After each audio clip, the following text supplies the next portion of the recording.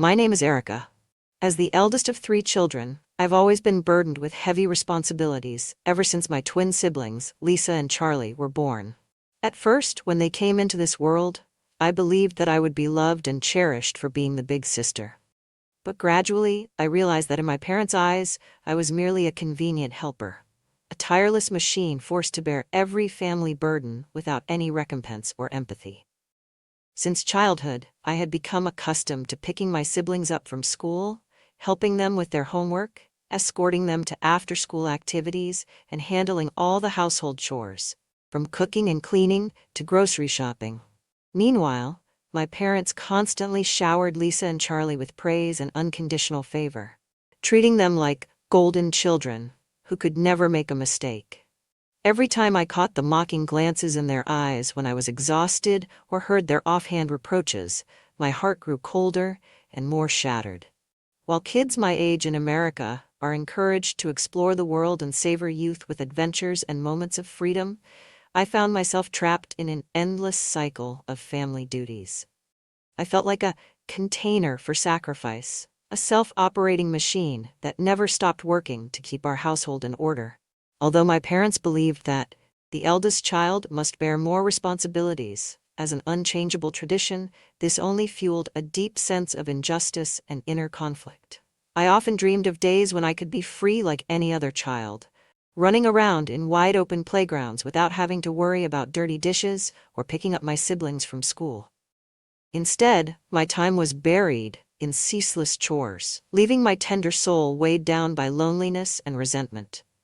Every time I saw other children enjoying a complete childhood, my heart broke all over again because, despite living in modern American society, a land that champions freedom, opportunity, and equality, those very values were never practiced at home. In every moment of exhaustion and disappointment, I felt acutely that as the eldest, I was being traded off for endless sacrifices, my silent cries falling on deaf ears. The blatant favoritism toward my twins only deepened the wound in my heart. While they could simply shrug or burst into laughter, I was forced to accept my role as the maintainer of order. Even as my heart yearned for recognition and love, in a society where every individual is supposed to assert their own worth, I felt like an afterthought, a garnish with no flavor at the family feast, despite my best efforts to meet the impossible standards imposed by my parents. That inner conflict was not just anger. It was a profound sadness, a sigh from a soul desperate to be heard and valued. I recall those weary moments at the end of long days when, gazing at my tired reflection in an old mirror, tears threatened to spill over from the injustice of outdated prejudices. Although I longed for the freedom celebrated in American culture, living and doing what I truly loved, I was chained by unshared responsibilities and a legacy of unfair expectations passed down from generation to generation. The clash between the modern ideal of freedom and the harsh reality at home left an indelible scar, but it also became the driving force behind my search for escape and self-assertion. I once vowed that one day I would overcome these age-old biases and live life on my own terms, truly free and fair, just as the core values of America that I so dearly dreamed of. And although that journey has been fraught with hardship, pain, and disappointment, my perseverance has slowly helped me realize that every person possesses the strength to transcend old prejudices, to turn pain into motivation, and to reconnect with their true self. Because of the inherent injustice in my family role, I felt an even deeper dissatisfaction when facing the biases surrounding education and success, values so highly esteemed in American culture. While society here lauds academic degrees as golden tickets to opportunity and achievement, in my family, those certificates became mere symbols of favoritism. I felt devalued, despite my relentless efforts, because my parents poured all their resources and attention into my twins, convinced that their glittering diplomas would help them conquer every dream. In contrast, the eldest was denied educational opportunities and looked down upon simply for not possessing a prestigious degree. This was not just a callous judgment, it was a deep-seated prejudice that made me question whether I was truly worthy of my own aspirations and abilities. Every time I overheard people discussing success based on academic credentials, my heart would surge with overwhelming emotion. I recalled the moments when friends excitedly described study abroad adventures, intensive seminars, or professional training programs, while I was left drowning in household chores and endless responsibilities. This injustice made me wonder, is a person's true worth measured solely by a degree or the numbers on a report card? Despite gaining invaluable practical experience and developing my own set of skills, I was constantly belittled and underestimated by the very family whose recognition I craved. That feeling was like an unhealed wound, a painful reminder that I was always cast as the backup in our family story. In the context of American culture, where every individual is encouraged to pursue their dreams and assert their own value, my story is a call for change. We, believers in fairness and equal opportunity, must stand up for those who are overlooked, for those who muster inner strength even without dazzling credentials. I need not only to be heard, but also given the opportunity to prove that success stems not just from paper qualifications, but from passion, experience, and relentless determination in the face of adversity. Thus, the next step for me should be to explore vocational training programs, short-term courses, or even self-education through online resources, pathways that modern American society opens up for those who dare to dream and work hard. At the same time, I need to find a mentor, a dedicated guide who can walk beside me, broaden my perspective, and help affirm my self-worth. As a community, we can support one another by sharing our stories, offering encouragement, and suggesting new paths for growth. We must remind each other that in today's world, success is not confined by old prejudices, and every individual has the potential to shine in their own unique way. This isn't just a plea for justice on my behalf. It's the collective cry of everyone who believes in the value of hard work, courage, and the yearning for freedom, the very core of American values we all cherish. Each day as our family gathers around the dinner table, the cheerful laughter of my twins serves as a bitter reminder of the favoritism my parents shower upon them, wounding my soul all the more. For me, those moments are not simply about sharing a meal. They are laden with sorrow and indignation, vividly underscoring the invisible divide between the loved ones and the neglected ones. In every word, every glance, every gesture, I sense envy and prejudice. When my mother praises my twins solely for their academic achievements, or because they were fortunate enough to receive superior educational opportunities, I cannot hide my pain. I remember the days at school when friends excitedly recounted lively discussions or thrilling internship experiences, while I was left overwhelmed by endless household tasks. In modern America, where each person is encouraged to grow and assert themselves, why must I bear the entire burden of family obligations while my own dreams and aspirations go unnoticed? This contradiction becomes even starker every time accolades for success are reserved only for those with degrees and full familial support, while I, despite giving my all, am continuously undervalued. That day, our family gathering was filled with lively laughter and the twinkling glow of a lavish party, yet I felt as cold and abandoned as if I were lost in a crowded room.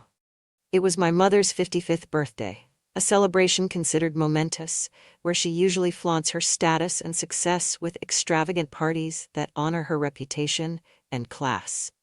But this time I received no invitation. The boisterous voices of relatives and the jubilant birthday wishes echoing from the party room only deepened the pain in my heart.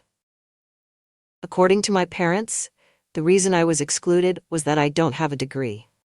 That statement struck me like a heavy hammer to the heart, rendering all my efforts and sacrifices meaningless in their eyes.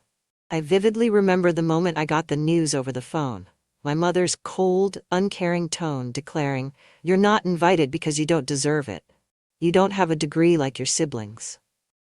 Those words echoed in my mind, not just as a condemnation of my academic achievements, but as a harsh judgment of my worth as a person. I had spent my entire life proving that I could be independent, self-reliant, and build a future of my own, yet, in a single sentence, it all seemed swept away, discarded like worthless scraps of paper. Standing at the door of the party house and peering through the round window, I saw the image of my mother, ever so proud of her status and success, cheerfully chatting with esteemed friends and distinguished guests from America's upper echelons. It was a completely different world. one into which I had been pushed aside. A world where success is measured by degrees and dazzling certificates. In that moment, I felt caught between two realms, one of a painful past filled with silent sacrifices and relentless judgment, and another of a promising future reserved only for those who meet my family's standards. The sorrow, anger, and disappointment welled up inside me until my heart felt like it would burst. I wondered if I would ever live in a family where love and acceptance were given to everyone, regardless of one's past or academic credentials. I had once dreamed of becoming the child my family could be proud of, but now that dream seemed to have withered away, buried beneath rigid prejudices. I vowed that even if I was rejected today, I would create my own value through undeniable achievements, fueled by determination and a confidence that no piece of paper could ever measure. No matter how painful it was, I decided to leave the party, not because I didn't care about my mother or the family, but because I could no longer accept the disrespect shown toward myself. I walked away with my mind full of questions and a newfound resolve. Let them see that a person's worth cannot be judged solely by academic degrees or accomplishments. I would continue to pursue my own goals, build a future where I'm recognized for my true abilities and courage. And from this day forward, no matter how many wounds from the past remain, I will not let them define who I am. Today's bitter and painful experience has become the catalyst that propels me to rise even stronger. It has opened a new horizon for me, a horizon where I live on my own terms, unbound by outdated prejudices. Perhaps one day my family will come to understand that a person's value is not just determined by degrees or certificates, but by the heart, compassion, and the resilience to overcome adversity. Until then, I will keep moving forward, with the belief that everyone deserves to be loved and respected, regardless of society's narrow standards. To everyone reading this story, please join me in sharing and empathizing with Erica, a strong individual who has long borne the burden of inner conflicts and familial pressures. Her story is not only a plea for fairness within her family, but also the silent cry of all eldest children weighed down by responsibilities far beyond their limits. They need us to listen, to share, and to encourage them to rise up and find their own escape. Let's support Erica by spreading her story, for each of us deserves to live a full life, cherished and respected for our true worth. Embodying the spirit of American culture, where every individual has the right to freedom and self-development, let's stand together for those forgotten children. We can start by creating platforms for sharing, psychological support, and inspiration for those going through similar hardships. I endured countless nights filled with pain and betrayal, yet that very moment transformed me into a decisive woman who could no longer tolerate the deceit of the mother I once trusted. On a cool afternoon at my favorite cafe, as sunlight timidly peeked through the window, I was shocked to see my mother, the woman I had nurtured with love and sacrifice, laughing and chatting intimately with a stranger, displaying gestures so unmistakably close that no one could be mistaken. Every passing second, every fleeting moment, carved an unhealable wound into my soul, affirming that my mother had betrayed the sacred trust of our family. Overwhelmed with a mix of anguish and fury, an emotional surge exploded within me. My mother's betrayal became the turning point that made me refuse to remain a victim of fate. Immediately afterward, with my mind ignited by deep sorrow and anger, I began gathering every possible piece of evidence to prove that betrayal. I quietly snapped photos and recorded short videos, each image a fragment of the deceptive picture my mother had constructed. Every photo and video served as a powerful indictment, evoking memories of the countless nights I wept silently, feeling forgotten and abandoned in a family that favored other children. I didn't stop there. I spent hours meticulously organizing, editing, and printing these pieces of evidence with the kind of precision that only someone who has suffered immense pain could understand. I selected a luxurious gift box in a refined cream color with shimmering gold trim, a symbol of the class and sophistication my mother had always boasted about. Inside that box, I carefully rolled each photo, accompanied by a handwritten card filled with bitter yet determined words, accusing my mother not only of betraying my father, but also of breaking the heart of a child who had always lived in the shadow of injustice.